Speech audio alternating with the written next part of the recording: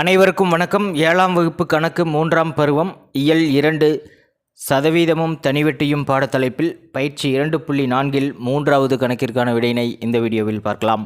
Welcome to Mani math board. கணக்கு எண் 3. சீலா என்பவர் ஒரு குறிப்பிட்ட அசலுக்கு 4 ஆண்டுகளுக்கு 9.5% வட்டி வீதத்தில் தனி வட்டியாக ரூபாய் 21,280 செலுத்தினார் எனில் அசலை காண்க.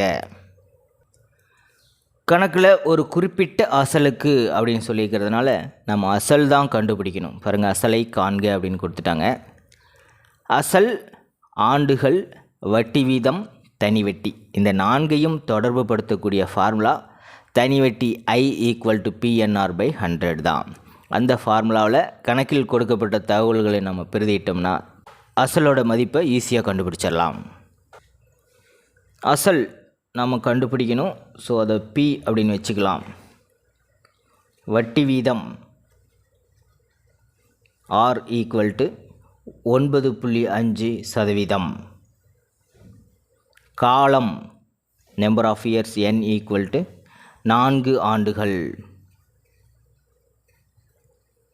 தனி வட்டியும் சொல்லிட்டாங்க.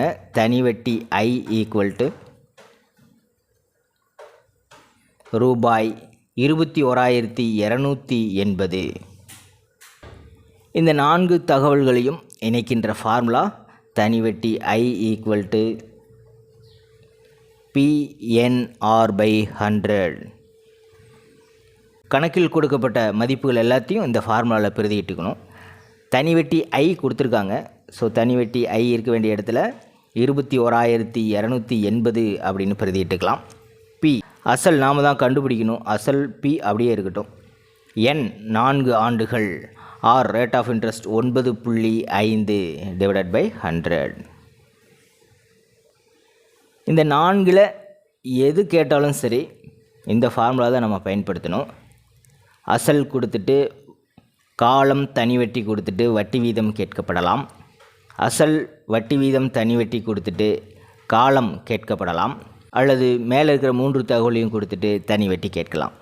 எது கேட்டாலும் இந்த 4ஐயும் தொடர்புபடுத்தக்கூடிய ஃபார்முலா இதுதான். மதிப்புகளை பிரதியிட்டதுக்கப்புறம் நம்ம என்ன கண்டுபிடிக்கணுமோ அது மட்டும் சமக்குறிக்கு ஒரு புறமாக இருக்கட்டும். பேலன்ஸ் எல்லா மதிப்புகளையும் சமக்குறிக்கு ஆப்போசிட் சைடில் அனுப்பிடணும். இந்த சைடில் ஆல்ரெடி 21,280 இருக்குது. வகுத்தல் இருக்கிற 100 சமக்குறிக்கு ஆப்போசிட்டில் வரும்போது பெருக்கல் ஆகிடும். பெருக்கல் இருக்கிற 4 × 9.5 இந்த பக்கம் வரும்போது வகுத்தல் ஆயிரும். 100ஐ 4ஆல் வகுக்கலாம். 25 முறை இருக்குது. அடுத்தது 21,280ஐ 9.5ஆல் வகுக்கலாம். இந்த தசம எண் இருக்கிறதுனால மாணவர்கள் குழப்பமடையலாம்.